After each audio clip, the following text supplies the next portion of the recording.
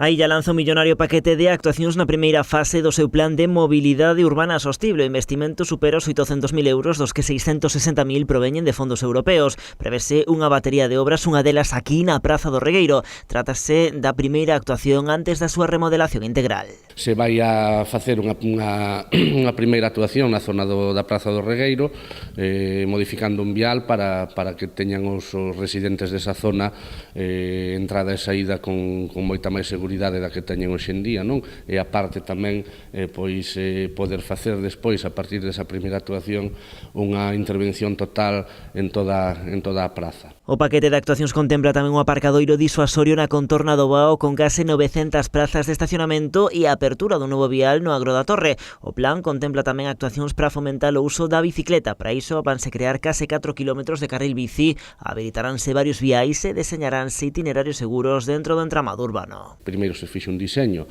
das posibilidades que xa existen para circular en bicicleta por aquí, que non son poucas, porque temos varios sendeiros perimetrales que se prestan tamén ao seu uso por bicicleta, e tamén se vai a construir, se van a marcar e construir 3,75 km cuadrados de bicicleta.